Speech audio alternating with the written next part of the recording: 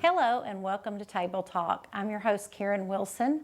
My guest today is a return guest from last week. We're going to continue our story with Mr. John St. Clair, who's the founder of the B.E.D.S Teen Outreach Center.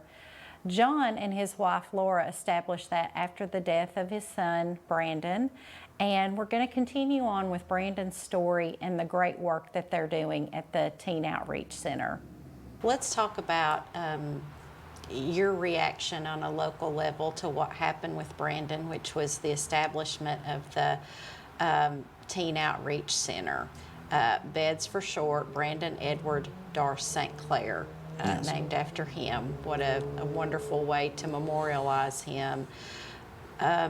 What do you do there? Well, first, there's no beds. We've had a lot of people call and say how many kids can stay and how long can they stay. We have no beds there. B.E.D.S is trying to accomplish exactly what we just talked about. A completely neutral place that's not affiliated with any religious group, with any function in town. We get no money from the government. Our hands aren't tied by any kind of red tape besides, regulations of health and things like that. The reason why we have to stay neutral in every area is because we might have a Baptist young man come in, or a Catholic young man come in, or a Presbyterian, or a Jehovah's Witness, or we don't want to have anything to interfere with that. So there's no prejudices in any directions. So B.E.D.S is solely designed to let kids from a young age, 10, 11, 12, all the way up to 18, high school, come in and either just talk, hang out, watch a show, get some homework help, and just feel comfortable to open up and talk about whatever kind of problem that they're having. With just a standard, plain old adult sitting there listening, maybe giving a little bit of advice, maybe giving some opinions. And if that kid and that adult talk and they feel that that kid needs some help, either through DHS, DCS, whatever, I can't ever remember, child advocacy, or maybe an officer needs to be called, or they just need a good licensed counselor, then we find that for them free of charge, and then we follow the progress of it. We don't just hand them off and hope for the best. If the kid calls us a week later and says, I really don't like this counselor, we'll find him another one, and then another one, and another one, and another one.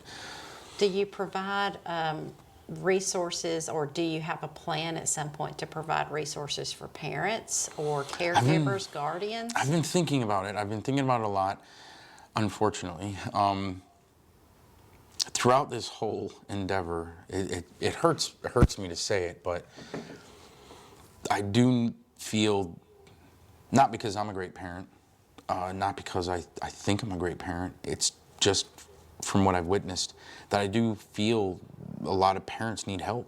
They need a different kind of parenting class, a different approach to parenting maybe, just some help. But they won't get the help because they're so egotistical or just proud. I don't know what it is. They're just as shy and ashamed as the kids sometimes ask for help. When I don't, it's your kids, they're children. If you can get any kind of help and you need it, you need to ask, you need to open up and ask about it. And by a parent reaching out for help, it's showing the kid that it's okay to reach out for help. But I've been thinking about that for a long time. Basic parenting class, where parents can get together and come up with their own ideas. Treat that the same way that I've treated B.E.D.S. Let the kids build B.E.D.S. We start out with a board of directors for B.E.D.S, and then a teen board.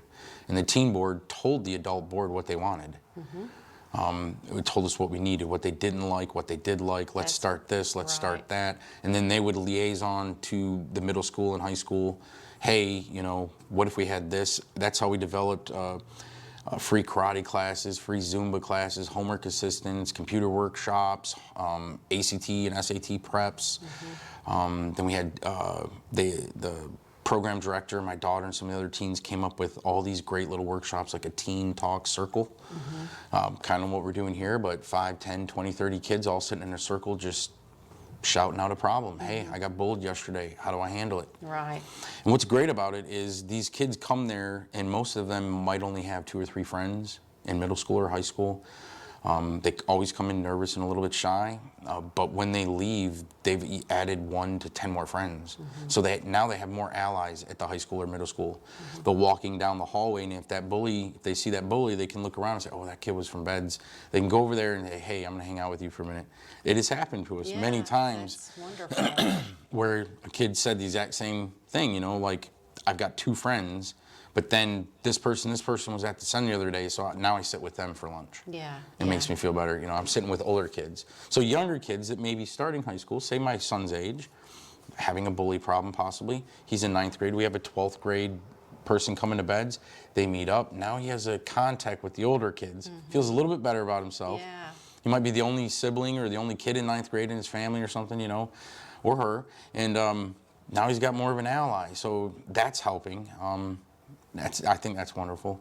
Yeah. Well, with COVID, I know it's been a terrible time for places like this, the resources very and difficult. stuff. Are you guys, I know at one point you had a physical location. Are you operating out of a certain area? Yes, we were where we started out over here. We moved over across from Gary's Steel Karate. Okay. It's much smaller, just because fundraising, because of COVID, so we could not afford the amount that we were paying before. It's easier to afford, but still through COVID, we've agreed to have a physical location pretty much closed till the end of the year. By appointment, by absolute necessity. We do most of our stuff like outreach, like we're out. We go over people's houses. We're gonna start holding things, you know, like at the park. Now that COVID restrictions have lifted a little bit, we're gonna start doing things like rock painting. I don't know if you're familiar with that, but they paint on the rock and then they end up going everywhere. Yeah. I think Stephanie Stantz, our program director, my daughter Mary, and a couple other volunteers. I mean, of course, I'll be there too. I don't know how many they have, but there's going to be a lot. I think she's setting that up for in the park coming up pretty soon, right in town, where we're gonna provide all the rocks and all the paint and everything, and all age of teens and some adults, if they want to come, we're going to paint the rocks, and then we're going to scatter them everywhere throughout Tennessee. We're just going to send them everywhere. As you and I were talking before the show started, how important it is to get these teens out amongst people that they can lean on, but just out physically from their rooms, from their phones. They've been inside for a year now, year and a quarter. And statistically, throughout the United States, this has had a huge impact on teen mental health. Yes. The homeschooling and the virtual learning. I think it's went up like 37% of clinical depression diagnoses just in the past year for teens between 12 and 17 or 18, I believe, just in the past year. So I mean, it's a big impact on them, not being with their friends, not being social through a phone or through a screen, but actually physically giving your friend a hug or getting a hug, or sitting right next to your friend and just feeling another person sitting next to you. We think not too big of it. We think, oh, the kids are gonna love sitting at home, and they love it at first. Yeah, first, right. For the first, couple of weeks, it's great, but then the boredom starts kicking in, then the stir crazy starts kicking in, and then the hostility, anxiety between the parents and the kids from them always being home, and then they realizing there's lots of chores to do here since I'm home all day now, so they're getting tired of all the chores. The parents are getting tired of them not doing the chores. So it's a big, giant, vicious circle of a lot of anxiety and depression happening. So we're trying to come up with lots of ideas, walks. We're going to do, this year, I think we're doing another walk with Brandon at the elementary school over by the high school, where just all the kids get and walk that big trail. And then we're going to do the rock painting. And there's been talk of a thing called a Mile of Quarters fundraiser, probably going to use one of the tracks, and everybody just comes and put a quarter down on a line. We're going to try to get a mile worth of quarters going. Yeah. It'd be kind of interesting. There's a lot of things coming up. A lot of things coming up that are amazing. Good to see programs like that kind of opening back up. I know you never closed down, but with restrictions, Yes, it was has very been hard. difficult. Yeah. You know, let me go back to how the basic boiling this down. Can enough ever be said about the importance of kindness and how we deal with other human beings? I don't think so, no. Regardless how much it seems I've tried to keep everything in the light about bullying and about depression amongst teens and anxiety and self-harm issues and self-doubts and ostracizing, especially with the LGBTQ plus community of teens we have here, it just seems that for a minute everybody pays attention, and then it dies away until something happens, until something else happens. There's no enforcement. There's no consistency with it. So I don't think it should ever be downplayed. I don't think it should ever stop being talked about. Make it a part of life, a way of life, every single day. Kind. Yeah, every single day, non-stop. If you hear someone being unkind, if you hear someone, even not toward a person, you might be in line at Walmart and the person behind you is saying, "Ew, look at her clothes." Turn around and say something. Step out of your bubble. Say, "What's wrong with her clothes? I like her clothes." You know? Well, and we do get so caught up in whatever's happened, the person that's cut us off driving, or the kid that bumped into us because they weren't paying attention, that we get so angry There's that you so much forget, animosity. hey, that's a person that just cut me off. What are they going through? What is the kid that bumped into me accidentally going through? You know, it's all about us these days. And that's not how it should be. So we've got a lot to learn. Yeah. There's a lot to learn. Every And most of generation. it can be learned from our kids because they want to be this way. But they're following our footsteps. Yeah, they're kind of modeling what they're Yeah. taught at home, or by friends, older friends. I mean, you know, my husband and I in the morning sometimes will watch Leave It to Beaver, and we look at Eddie and we're like, you know, there's nothing new under the sun. That was even in that time period from way back, bullies and things like Yeah. that. But it's more intense now. It's not. It's a different, very, very different. They don't have a break from it. They can't get away from it. Right. Because of social media. And the family dynamic has Yeah. changed so Very, much very that much that so. support system that they have at home is very different than Very what we've different. seen or grown up with. Yes, ma'am. So what should we do? As you said, you know, if you find someone in distress, my intuition is to always, if somebody's upset, I don't want to embarrass them. I'm just going to let them have their moment. But is it always good to just kind of like turn away and not address it with them? It all depends, I think, on if it's a kid or an adult. There's a different way to approach adults. One of my biggest concerns so far throughout all of this, one of the scariest things, is what happened with my son. When he chose to do what he was doing, I tell every kid this that has had a suicidal moment. This is what I tell them. They know of a friend who's having a suicidal moment. My son was on his cell phone before he did what he did, and he texted all of his friends goodbye. He went on his computer and sent a message to the 4 or 5 friends he had online and said goodbye. And then right before he made his choice, he was texting 1 or 2 people, and one of them was trying to talk him out of it, telling him, "Please, Brandon, don't do this."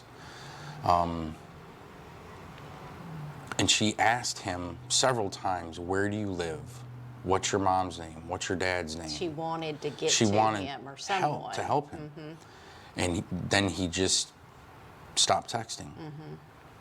He took one picture of himself and sent it to her and I think 1 or 2 other friends, and then made his choice.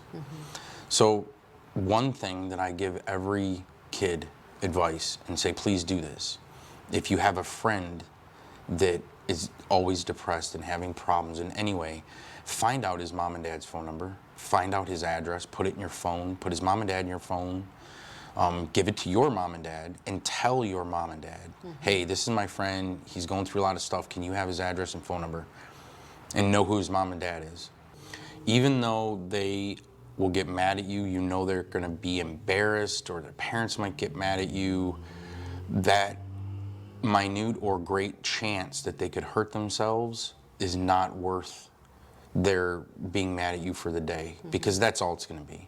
They're going to realize very quickly after that day, or after they're done being grounded, or they get the keys taken away, or their phone taken away, they're going to realize after that that you truly are a friend, and you didn't care, or you didn't worry about yourself, you were worrying about them, and they'll understand that later. So don't It's all ever about hesitate. getting them through that moment. Yes, you go to them no matter what.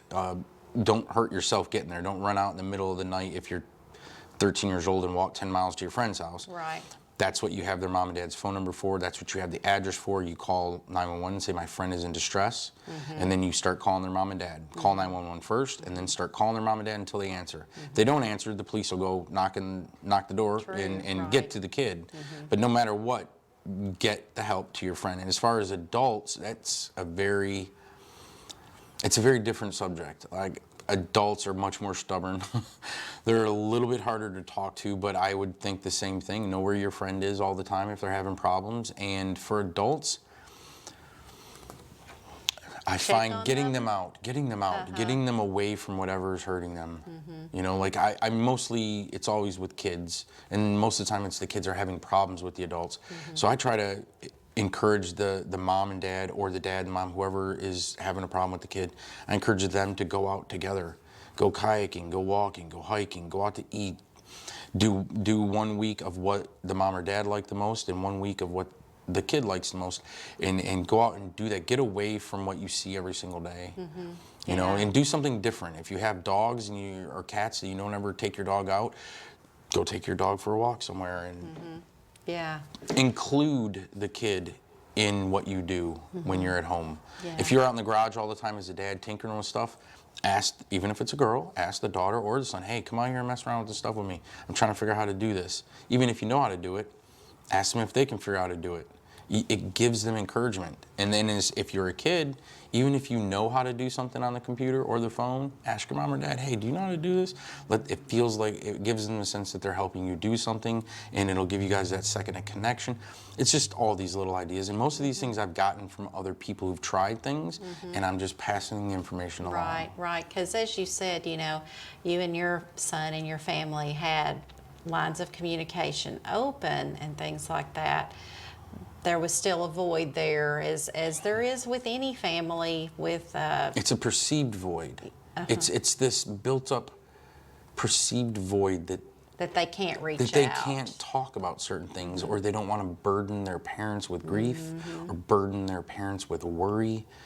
But in all actuality, it's not that. That's the kids' end of the stigma. They think that they cannot talk about these things, but really, what they're doing by opening up to a mom, I drank last weekend for the first time. I had sex for the first time last weekend. I drove somewhere I wasn't supposed to be. What that child is establishing with that parent is amazing trust. And that parent might get mad, real mad in that moment, but then they're gonna realize, they're gonna calm down and realize, that took a lot of courage for my kid just to tell me this. Not only do I trust them a little bit more, but I like it. I love that they're telling me these things. And so it's gonna create the parents it's gonna give the parents more of a notion to give trust, because they know something happens, then their teen or younger person is going to tell them things.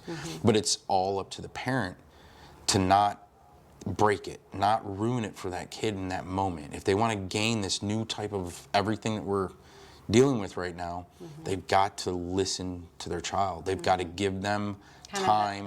Unjudgmental. Very unjudgmental, and give them the forum, give them the floor.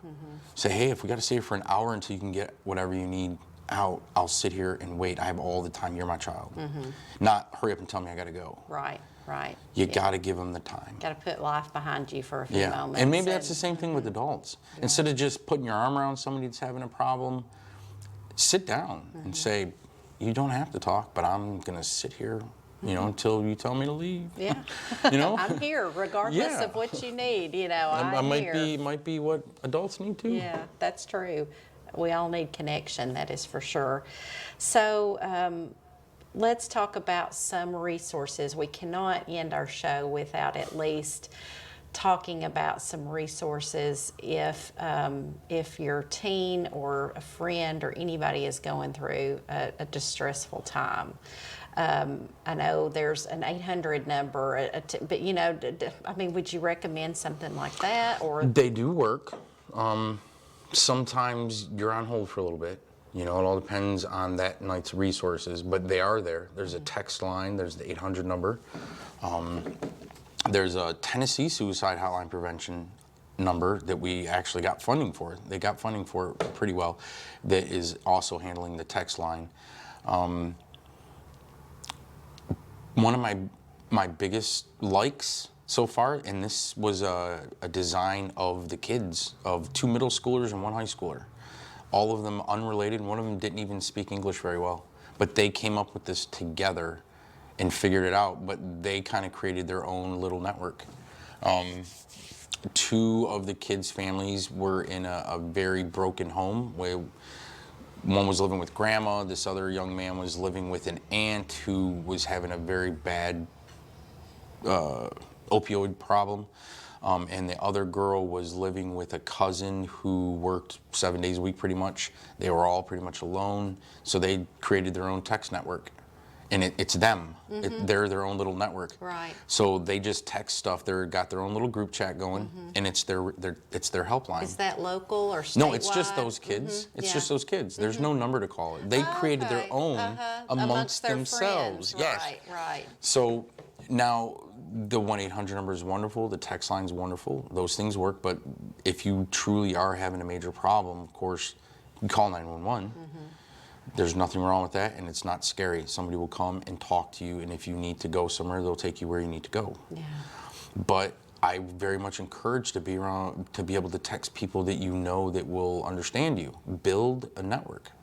Build your own network. If you're a kid, pick 4 or 5 friends, sit around, talk about it, say, hey, we're going to build this text network. And make everybody anonymous if you want to, or give everybody nicknames, or use your real names if somebody's truly in trouble so you can get to them. But build this network where you never show to any of your friends outside of whoever's inside of there. And you can text, I'm feeling lonely tonight, I'm feeling depressed tonight, my mom and dad are gone, I'm scared sitting at home alone, or I think I want to go drink tonight with this guy. Let your friends back you up, because that's what they're there for. Build your own network, and those networks will grow. These kids probably have 20, 30 kids in this little network by now, and it can grow. It can get bigger and bigger and bigger, and they're all in this giant group chat. It's wonderful. As far as those things, the B.E.D.S number is 24 hours. You can call B.E.D.S. Go to bedsteenoutreach.org, or you can go to the B.E.D.S Facebook page. You can go to my Facebook page. I'm pretty much up 24 hours a day. And so I'm always available. If a kid wants to talk, I usually respond within 30 minutes, 2 hours. I did notice on Facebook that yourself and the bed had a quick response rate. We do. Rated you. We yes, do. yes. We get on there pretty quickly. I sleep 2 to 4 hours a day, so sporadically throughout the day, just I work my schedule around the kids. And we have questions. If you have important questions, you can send them on my Facebook page. You can, like, the kids can private message me and ask questions anonymously. Somebody asked me to do that about 6 months ago. A kid from Texas said, if I ask you a question, will you post it on your Facebook page so my other friend can read it?